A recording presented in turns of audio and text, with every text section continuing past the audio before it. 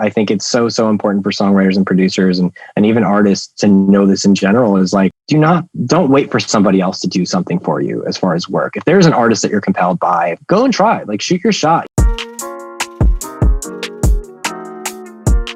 Jordan, what's happening, man? How are you feeling? Sam, well, what's up, bro? Not much, man. Very excited for our guest today. We have Jake Posner. He's the head of the New York office and SVP of A&R at Hallwood Media. He also manages the band Arizona. Really love this episode because Hallwood Media is very, very much focused on signing and developing different songwriters and producers. So I think with Jake today, we dive very deep into the approach for developing a meaningful, sustainable, successful career as a songwriter and producer, which is undoubtedly an underlying foundational element of the music industry that often doesn't get enough shine. So very excited that we could be the shine today. What did you think, Jordan? Yeah, man. I mean, so first and foremost, Hallwood Media was started in the middle of in the beginning of the pandemic. So the first thing that we get into is what is that actually like? How do you goal set for a company when you're starting off in one of the worst economic situations of the past century, right? So definitely glad that we got into that and that people can listen to it. We also get into what's important for songwriters to pay attention to while growing.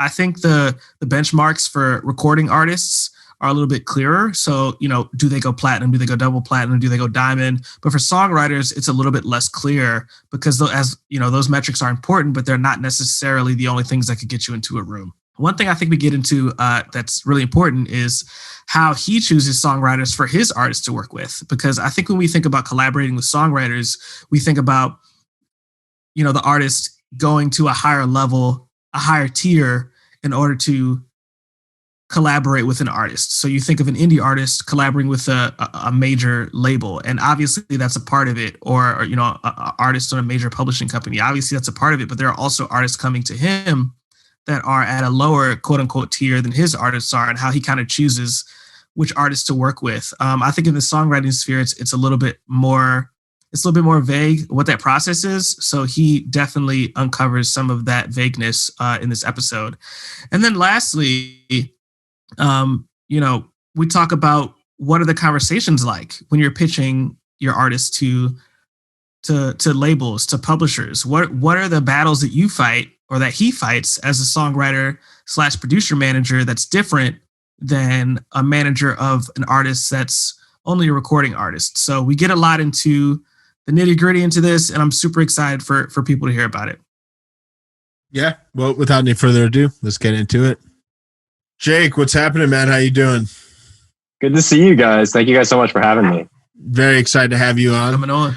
It sounds like you got a special guest barking in the background somewhere, bro. I was hoping that he would keep it down, but this is the luxury of recording in quarantine in the apartment. So. Actually, we're here to interview him, not you. So if you could get him a little closer to the mic, that'd be good. It's good. It's been keeping me on my management toes for sure. He's a 2-year-old little Maltese. It sounds amazing, man. Nice. That sounds amazing. Well, first and foremost, also very excited to have you on. Would love if you could just kind of set the stage. I know you have a fun and awesome position at Hallwood Media. Can you just speak a little bit to the specifics of your role and what your kind of day-to-day responsibilities look like there? Yeah, absolutely. I mean, as far as Hallwood is concerned, so Hallwood is a company that was really born in quarantine from Neil Jacobson, who was, previously the president of Geffen Records, signed the, Darkroom Records, home to Billie Eilish. And, that endeavor really started at the top of quarantine of last year, where, Neil had left his position at Geffen to start a company really, really focused on the studio, which, by which means really on songwriters and music producers. And what Hallwood Media is most fundamentally is a songwriter producer management company. So we look after anybody from Jeff Basker to Jimmy Stack and King Henry to, David Stewart, who did BTS's Dynamite this last year. And, later on in last year, we also took on Murda Beats and that whole crew. And, when it comes to my role inside of Hallwood, my official title is Senior Vice President of A&R Management and Head of New York Operations. What that really means is, from a simple management standpoint, I have built my own roster at this point of songwriters and producers that started with one.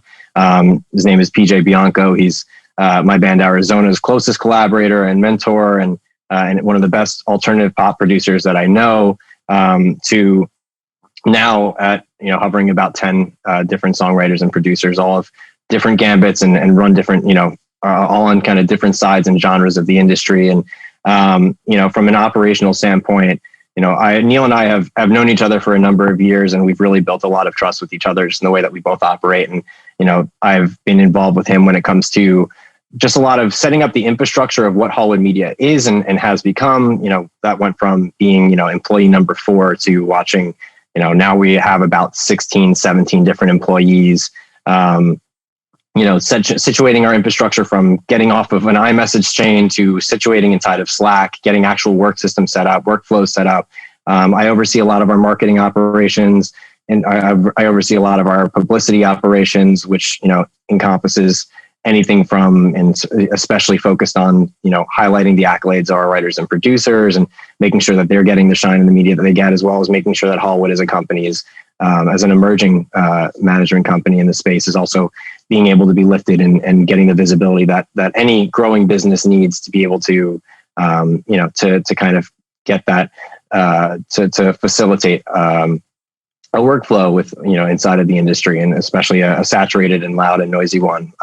But beyond that, again, from an operational standpoint, I also kind of consider myself a bit of HR. Any new employee, I sit down with everybody for, an hour and a half. I like to get to know their life stories, get to know how they work, how they best function. And, it helps us think about, different ways that we can collaborate with each other to, sitting down with the David Stewarts and Bipolar Sunshines of the world. And, just getting an understanding from them as clients, as artists, as songwriters, as producers, what makes them tick, what they're inspired by. And, from there, it's constantly just focusing and servicing them. Our keyword is coverage.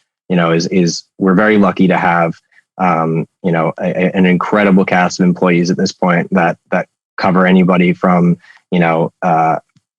Christina Chavez on our team was the head of urban at ASCAP, to Neil, who was the head of a major label, to myself coming from artist management, to lawyer managers, to pure writer producer managers that have been doing this for the past 10 years, all of which bring our own different experiences and our own relationships. And I think for us, when it comes to working and functioning together as a cohesive company and really helping everybody win, which ultimately, a rising tide raises all ships. It's important for us to be able to communicate that coverage, meaning, what are artists looking for? What are A&Rs currently looking for their rosters? What are managers looking for? And relaying that and keeping some kind of a strong central communication going on, so everyone can continue to get new work and be as up to date on every single project and what they're looking for. So that's awesome. in a nutshell. So I got like a few different questions actually from what you just said. So the first one is, you said that the company was started in the beginning of the pandemic. Yeah. What type of goal setting? Essentially, that's going to be, in my opinion, one of the hardest business environments that you can start a company in for like the next 100 years, right? Yeah. So how did you goal set, and how did you build or how did you work with the co-founder or the founder of the company to make sure that the goals you were setting were not only realistic, but that could also sustain the business? Like, I guess I'm just thinking, you just said we started, the company was started near the beginning of the pandemic, which is like a unique sentence in itself. So how did that affect the process of what you do, how the business operates, et cetera, and so forth? Yeah, look, and I think it's a really important environment to be able to assess when you want to grow any company. And I think for us, the most important thing, and especially the thing to keep in mind too, is like, at this point, because the world had entered a pandemic, this is an even playing field for all of us. So no one was at any advantage or disadvantage. I think, for us as a company, it was being able to understand what the situation looks like as it stands now. And I think when Neil started the company and, when he brought me on board, the intention was very much, and this is kind of the goal and this, the way that we kind of operate was, we starting in I started officially in May, but we had this conversation in March or April. And he was like, look, I left Geffen to start my own writer producer management company. And I want it to be number one, the number one writer producer management company in the world by January, and that was without any, kind of concern necessarily as far as the world in pandemic. It was more from I think from an ambition standpoint, and as far as a process and how we can operate, of saying, nothing really should be stopping us from saying, oh, the world's in a pandemic. let's not be too hard on ourselves. Of course, we take these situations and understand that there are absolutely limitations. And I think when it came to Hallwood, as the way that we have been able to grow is, I think it's a mix of assessing a lot of the current writing situations and creative situations that a lot of our writers and producers are already in, and the relationships that we already have and the current active, workflows that are happening, to the other fact of we are just taking on a staff. We are just taking on new talent. Right. And I can speak directly from this experience too, is like, signing a lot of developing writers and producers, and even some that are more established, it's still a very, very tough world in quarantine creatively when it comes to how artists are collaborating with each other. And, obviously we all here on Zoom have been able to leverage this as a tool to create together. But I think, for so many creatives in music, the process has always started in the room. And I think that for that reason, a lot of artists, a lot of writers, a lot of producers have kind of tried to figure out how they can create and allow at least for that process to happen safely in quarantine, which I think from a new business standpoint, when I, thinking about running a writer producer management company, that definitely poses a challenge because, a lot of major label artists, a lot of artists that anyone would want to get in with and work with on new music, a lot of those creative circles have been closed just due to the fact of saying, hey, look, it's COVID, it's a pandemic. We have to be careful. I'm keeping my creative circle pretty close to, the core collaborators that I've worked with in the past. And, I kind of have my people, but I think for me, I always try to figure out, I'm a serial optimist, but I also believe that there's always a way to be able to conduct business and to do something together. It just depends on the angle and the approach. And, for me, even from a producer standpoint, it's like there have certainly been a lot of artist projects that,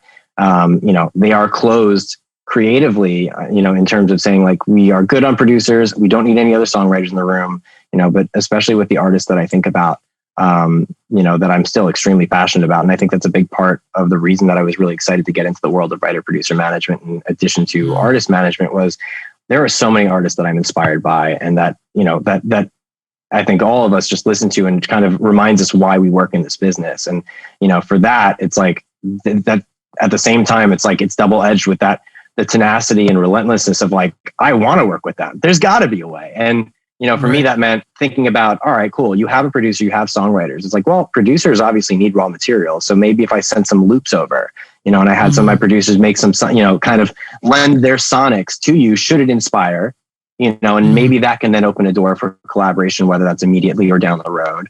And I think that the mindset with 2015, oh God, we've been in a time machine in quarantine. The mindset for me in 2020 has been obviously, and I think for Hallwood as a whole has been, for all of our writers and producers that have been in really great flows, and have been really elevating what they have been doing and on the trajectory for success is making sure that we are capitalizing and elevating them in every step that they take and being as hypersensitive to that momentum to be able to then leverage that momentum to get them more opportunities and build those relationships. And, David Stewart is a huge example of that. And as far as a story of something that Neil particularly was extremely attached to, and in that, David had started to build a name for himself as a songwriter and a producer, through doing What a Man Got to Do for the Jonas Brothers and a lot of the previous work that he's done to build the momentum up to a point to where, Ron Perry had mentioned that he was looking for the next big single for BTS. And, David had already started to make a name for himself and really trying to, he really found his lane and, then created Dynamite, which ended up being, the single for BTS and was a huge moment for us that we were super, super, super grateful for and super proud of David for. And, I think our focus from there was saying, all right, obviously David is at this level. How do we then elevate that to get him, further opportunities again in a pandemic world, but saying, yes, people are going to be very careful, but producers of his stature, it's like there are certainly artists that are down to at least explore safely, get tested, all of that. Whereas for a lot of developing songwriters and producers, the key for me has been planting seeds and building really, really strong relationships.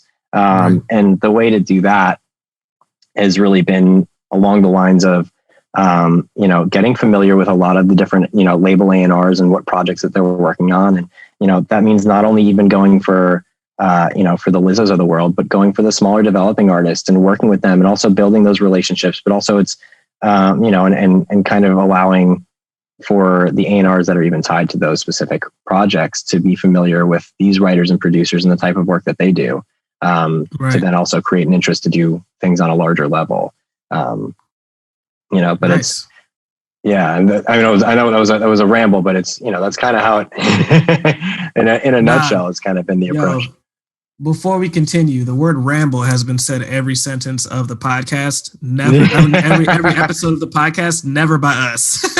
I think it's because we always interview people that aren't used to being the focus of the attention, but that's like totally fine. I took notes on what you were saying, so definitely not rambling. You spoke a little bit on the different levels, or you mentioned a level of songwriter. Yeah. I'm kind of wondering, I think, at least for the record industry, it's a little bit more tangible, I think, in terms of recordings where, this person sells this much in the first week. They sell this much in the first week on the second album, on the third, on the fourth. The first album went platinum, the second went platinum, the third went platinum, the fourth went platinum or double platinum. And it seems like that's a pretty clear standard as to which the general public measures different tiers and different levels of stardom. Right. In terms of being a songwriter / producer, obviously some of that is intact, but what are the type of battles that you fight that you think, recording artists don't fight, or that they fight a little bit less? Like, what are the main battles that you fighting for songwriters and producers? And what does that tier level kind of look like? So obviously plaques are obviously a huge thing. But is there anything else that kind of incorporates what you signify as different levels of songwriters or different levels of producers? Yeah. And that's a great question, man. And I think that, the first thing that comes to mind is a direct parallel to the artist world and the songwriter producer world is oftentimes there are artists that we all stumble upon that are incredible, and Arizona being the example, even for me, back in 2015 I found a band on Reddit that no one had ever heard of. I'd never heard of, and listening through their music. And I was like, this is the best band, one of the best bands that I've ever heard. And no one had heard of them. And, I think that now, 6 and change years have passed, and we've been lucky to now sign to major label and have a real streaming success and build a touring fan base. But the quality of the product in my eyes has never changed. That's how it's always been. But I think the direct that direct correlation into the world of songwriting and producer and the songwriters and producers and has always been being able to leverage and again, I guess this comes from my marketing background is when it comes to industries and the way that everybody works with each other, everyone is already working with something, right? There's already songwriters in the mix. There's already producers in the mix, and it always takes those big moments, of kind of again, pointing back to David Stewart Dynamite was most, a lot of people certainly didn't know who David Stewart was. And then Dynamite became number one, for, I don't even remember how many weeks straight, but then everybody was asking about working with David Stewart. And, it's like the same questions happen. And I think it's like what that taught me as somebody who just entered the world of writer producer management, not even a year ago, is like, people obviously react to relevance. People react to momentum. The way that I see people talk about, pitching an artist to work on something or pitching a songwriter or producer to join the session, they talk in terms of relevant touch points of who are the artists that they've been in with lately, the people that they're currently writing with, and it's interesting because it's like, depending on what you say and the certain artists that you're referencing, even if I, and this actually just happened this past week, was I was suggesting one of my producers for a session with an Atlantic UK artist who's particularly more of a dark pop vibe. And the sampler that I had sent for one of my producers didn't have any particularly dark references, but I was saying like, look, this guy is an incredible, alternative pop producer. He definitely has a dark side, but his reel it tends to be a little bit brighter, but again, it's like, and I think it was an interesting thing because even knowing the work that this producer in particular has done, it still didn't necessarily strike the chord with somebody who doesn't know him well enough. And, I certainly do, but they don't. And it's like, I've been able to see doors open just in terms of referencing who this person has been working with, what rooms they have been in. There's a good example of that is even, a client of mine is a guy named Ethan Schneiderman who, he's 20 years old, extremely talented, and he's going to be one of the great alternative pop producers of our time. But he is young, just in age and in his term in the industry. But, one of the incredible things about him and about his story, was he's from North Carolina. He went to the Blackbird Academy in Nashville, went from Blackbird Academy to Capitol Studios as an engineer, where he then got, poached from Capitol to be an engineer at Shangri-La with Rick Rubin, which again, that off the bat is an interesting thing to people, because they're like, okay, this kid was in Shangri-La. So he comes he's cut from a very refined cloth, which at that point, he was lucky to meet, Julian Casablancas, and then he also met Jeff Basker working on the Harry Styles stuff. And, one thing led to another, and Jeff kind of took him into his ranks, and he started working with a guy named Alex Alibian, who's one of Jeff's proteges. And, just by saying simply that this producer is associated with the world of Jeff Basker, and this is the lineage that he comes from, the way that doors open, it's incredible. It's amazing. And it's, right. And I think that for me as a marketer, I think about, you want to talk in terms of what other people want. And it's, it's always genuine, but I think it's also when it comes to you're thinking about who can best serve your artist, and especially as an artist manager, I'm extremely protective of my artist's time, is saying, all right, well, like, who's worth us taking time with, and saying, all right, well, this person's been with X, X artist, Y artist, Z artist. And that's so in the world that we want to be creating in. That's the sound, that's the sonic. They'd be perfect, as opposed to someone that's more of a chance. So it's like, I always try to make sure that it feels as relevant as it possibly can to them and to that particular artist at the time, to be able to open that door and make it compelling. Do you ever reverse engineer that? So it's like, we want to work with this person. Are we relevant to that person? Do the people that we have worked with, is that relevant to that person? Is that how it kind of works to the next level of songwriter that you want to actually work with? It's funny you say that. And, I think that's been something that in quarantine I've been thinking about a lot, because, there are, and I'm very grateful and, for the network that I've built up, and I'm always catching up with people. And there's always, the way that I've operated has been, in quarantine especially, and everybody can relate to this, is there's been nothing to do but work. We're here, chained to our desk, 15 hours a day, willingly and happily. But, I'm constantly in meetings, on phone calls with everybody, catching up. And, it's like I have, 5 hours of catch up calls in a day. And from those 5 hours, there are so many things, so many relationships that we open up. What are you working on? How can we get involved? What can we work on together? And, those workflows are amazing, and they're reactive in a lot of ways. Proactive are, there are proactive workflows in terms of also, like, we get briefs from labels every day and from artists every day of what they're working on. And then I think about, hey, this producer, this songwriter would be perfect. And we try to pitch them. And, that's part of the way of trying to at least create those relationships, but it's hard because everybody's doing that. And I think that, the approach that I've been thinking of, especially lately, has been, instead of trying to spend so much time trying to figure out how do we get in with this artist, it's like, I'm now trying to shift the focus from my writers and producers creatively when we're making songs for pitch, is like, how about we think about records that we really wanted to create that should be out in the world and exist in the world in this type of vein. Let's make that, let's see what, and again, at Hallwood, we're very lucky to have the luxury of so many incredible writers and producers that come from every single genre, to where, there's not really an inability to create a specific song of a certain, style, and for us too, it's, the way that we kind of talk about it in Hallwood is packaging. It's like, there are so many incredible writers and producers, and it's like, we can package, for example, there are artist projects that are currently looking for songs. One in particular is a really big DJ, and it's like, I have amazing pop songwriters that have definitely never worked with this DJ before. But when we have an amazing electronic producer that has also never worked with this DJ before, but it's like, cool, get you guys together, start creating songs that just should be amazing dance songs that can live in that world enough, but just fantastic dance songs that we feel great about, and I think that by doing that, it's a different intentionality than just reacting and making songs because this is what they're looking for. It needs XYZ components. But I think I'm trying to think more intentionally and proactively in terms of the way that we are creating music and how it can also, how it can also blossom relationships and it can create new ones in ways that we're not thinking about. But, I think ultimately quarantine has been a difficult time to open a lot of doors for, for developing songwriters and producers that don't have those relationships, but there are always ways in.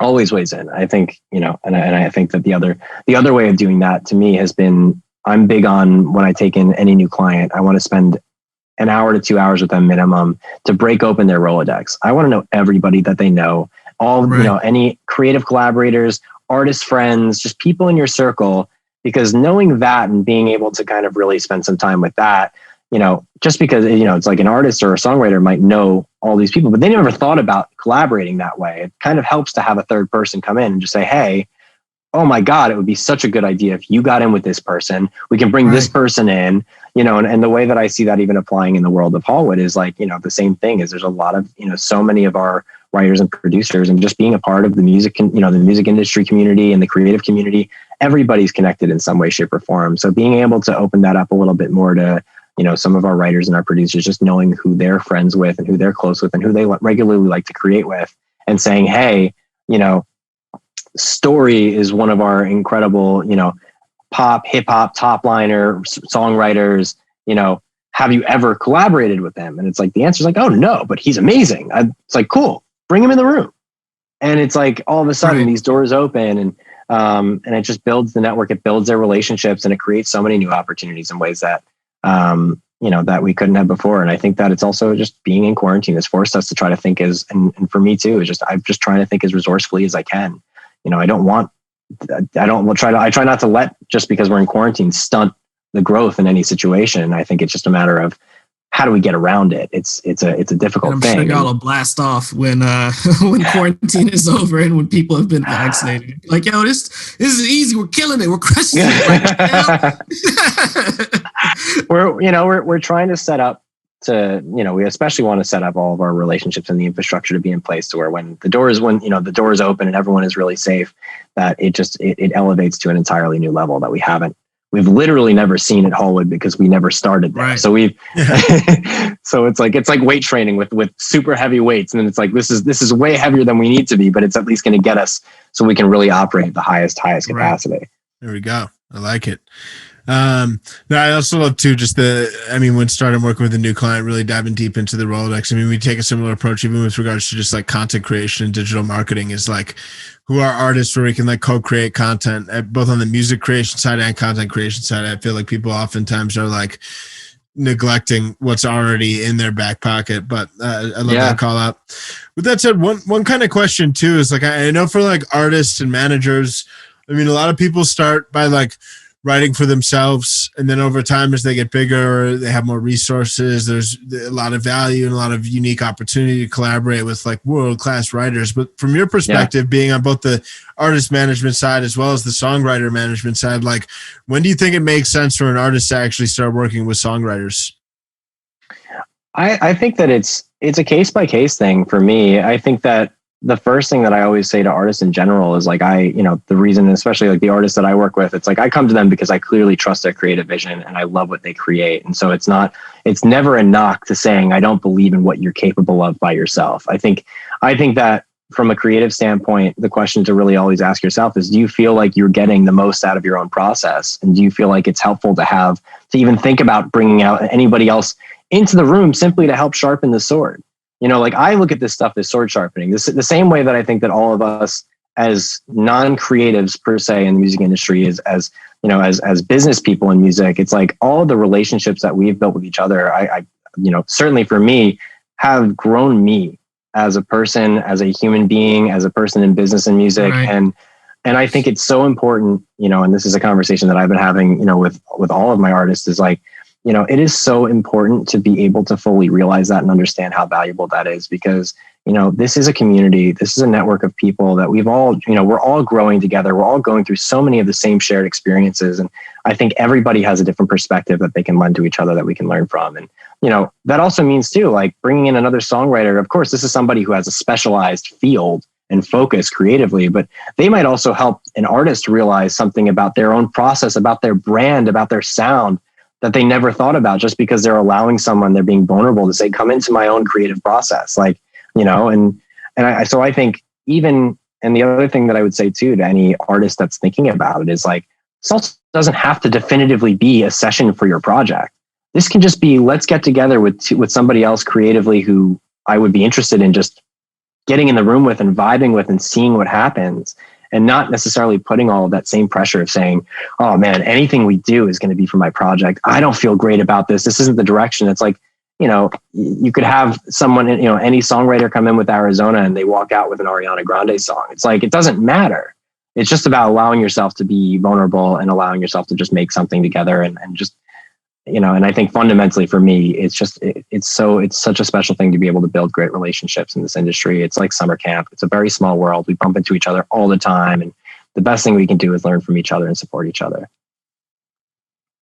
Yeah. Go ahead, Jordan. Right. For sure. I guess on that note, like in terms of networking for songwriters versus you see here, I'm angling songwriters and producers versus primarily recording artists. What is that networking process like for songwriters and producers, and how do you think it differs from recording artists? You sort of said earlier, you send BPECs, give people a little taste. Yeah. Can you kind of like double down on what networking is like for songwriters and producers? Absolutely, and I can even give you a contrast of both, because I've been thinking about that as well. As like, just to start with artists and then go into the songwriter producer world is, it's an interesting thing, because an artist doesn't necessarily need outside collaborators outside of the people that have helped them make their music in the first place. And oftentimes I find that artists are in fact sheltered, in their own bubble to keep that integrity intact, which kind of creates this mindset of, you don't necessarily need to go make friends. We don't need, no new friends. And, and it's an interesting thing because, right.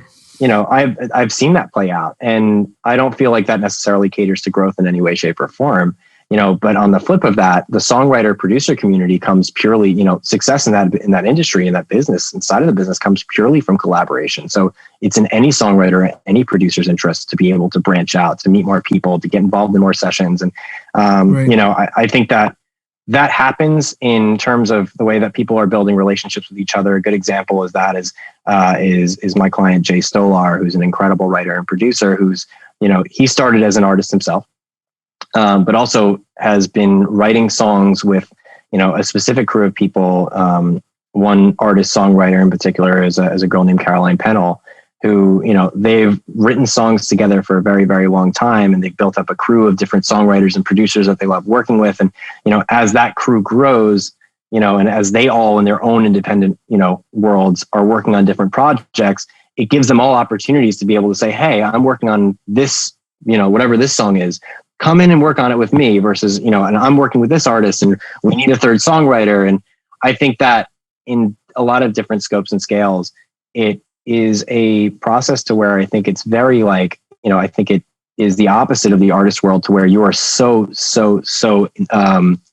inclined to lean into your friends in that community and collaborate with each other, because at the end of the day, you want the best possible song.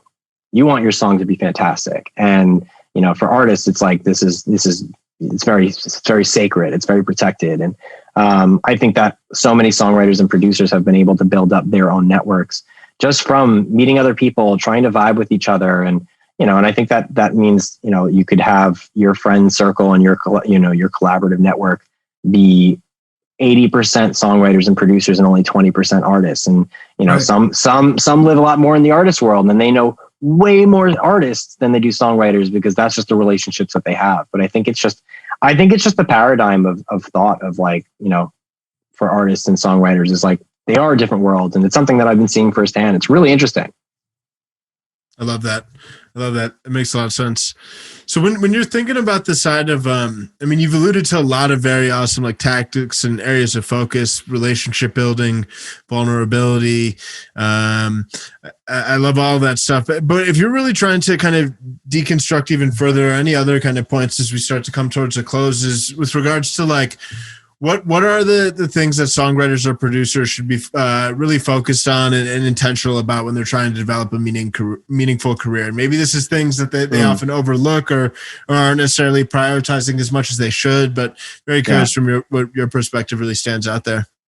Yeah, I mean, I think one of the most important things, and this is something that Neil has really, really, really reinforced with everybody at Hallwood, has been for writers and producers, the best way to keep sharpening your sword, even on your own, is you have to do your listening. And this is something that he learned from Jimmy Iovine was, listening to a different chart every single day is the best thing that you can possibly do to train your ear. Whether it's knowing every single artist and not, you're becoming more and more familiar of what the sounds of what's working is today. So if you listen to today's top hits, you listen to Pop Rising, you listen to all new indie, you listen to Lorem, whatever style you are, as far as a songwriter or a producer, it's so important to be able to have a good ear and just a fundamental subconscious understanding of what is the sound and songwriting structures and production styles that are really, really catching, because it gives you a little bit of an edge in term, but it's kind of a fundamental that everybody should have. Is you need to know what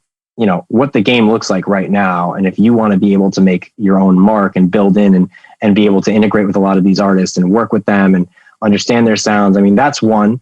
The other important thing too is I think it's so important for songwriters and producers and even artists to know this in general, is like, don't wait for somebody else to do something for you as far as work. If there's an artist that you're compelled by, if there is a songwriter that you're compelled by, don't wait for someone to reach out. Go and try, shoot your shot. So many times I've seen people be so hesitant because they don't feel like they have the clout to be able to hit up a big writer or a big producer because they're inspired by them. But so many times on the flip of that, I see a big writer or a big producer even saying that, didn't matter how much, what following they had, I got a chance to listen to music. It's incredible. And, how could I not want to work with them? And, and look, Goldwash being an amazing example of an extremely talented producer that's still building his repertoire and building his, and building that relevance and momentum, as you'd say in the songwriter producer community. Right.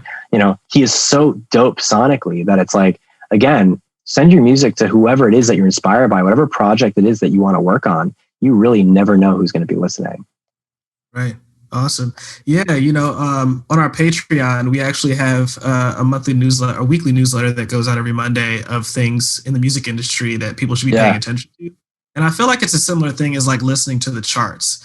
It's sort of like, in order to see around the corner, you have to know what's on the block first, which is kind of in a book that I heard about or that I read called So Good They Can't Ignore You, where it just talked about doing a lot of research about whatever field you want to be in or whatever profession that you want to be in, because in order to be truly innovative, you really have to know that space. So it's much easier to think, okay, I want to be a software engineer. I'm going to read a lot of blogs about software engineering, or I want to be in the music industry. I want to read a lot of books about the music industry or articles about the music industry, keeping up on current events. And it's interesting that you say the charts, because I feel like that's the same thing, but as a songwriter, the current events are the charts, the research is the charts, it's the music itself, So I think that'll be an interesting nugget for people to dissect when they listen to this. Yeah, no, I agree. And I think it's such an interesting thing, because I also think that it goes hand in hand with having an idea of what people are even writing about right now, because it's, and that was something that I was even saying to some of my songwriters was like, I've been just focusing and paying attention to the overarching lyrical themes of what people have been writing about in quarantine. And it's so hyper focused on the world that we're in, very understandably so, because here we are doing nothing but focusing on what the world that we live in and what's going on around us, and it's like, I think that there are so many even larger thematic, lyrical themes that we could be exploring and thinking about, but it's just everyone, it's like, look, mental health has been a huge theme of the last few years. And it's, it was just kind of this conversation that kind of kicked up, and wherever it started, it's an amazing conversation. But I think it's, I feel like we have, even lyrically, there's been so much of a hyper focus on mental health, to where I feel like a lot of other lyrical concepts and overarching themes in just music and what we're talking about have kind of been kind of drowned out by that. And it's an interesting thing for, I think, a songwriter to think about too, is like, what are the other things of trying to channel? And again, everyone is very reactive to their environment. That's just what we are. And I think especially as creatives in music, is we are so much about what is around us, and that's what's compelling the writing in that way. And I think that it's just a matter of, being attuned to what people are talking about. Maybe that sparks up more conversations and ideas, and tailing off of that, and just trying to continue to further the conversation through writing. Right. Awesome. Well, Jake, man, really want to thank you for coming out virtually. Hopefully we can all see each other in person soon. I know Sam's coming back from Wyoming at some point, so hopefully we're all vaccinated by then and can continue the conversation over some wine or beer or something like that. But we really appreciate you coming out and kind of shedding more light on this part of the industry that we feel we haven't given justice to, which is songwriters and producers. So really appreciate it. I really appreciate you guys. Jordan, Sam, thank you guys so much for having me. This is so fun. Definitely, man. True pleasure. Awesome. Keep up the great work, bro. Thanks, guys. You too. Man, well, that was a great episode. Really enjoyed hearing what Jake had to say. Network. Focus on themes that are vulnerable, that are authentic to who you are as a person, whether you're an artist just writing for yourself or looking to sign and work with a songwriter. The stuff rings very true, and I think that tends to elicit very strong emotion in others. What stood out to you, Jordan? I think networking between songwriters and how that differs from recording artists, I think is super interesting. I think him saying, reach out to artists that you feel like are too big for you is something that our audience will take a lot of value from, because I do think, at least from the messages that I've gotten and the conversations that I've had, is that they feel like those conversations should be had with their manager or their label or somebody that's not them. But a lot of these songwriting opportunities and a lot of these collaboration opportunities come from the artists actually reaching out directly. And if you have good music, we brought up Goldwash, an example, a really great singer-songwriter from Baltimore that I've known since I was little. If you have good music, then it's a lot easier to do that, because in my opinion, as a songwriter, it's a little bit less about putting numbers on the board and more about, is this song actually good? Is the songwriter actually good? So I'm glad that we got into that today. And I think people, will probably have enjoyed it by the time that they got to this outro. So for sure. Awesome. Well, appreciate y'all greatly. We'll be back next week. Until then, peace.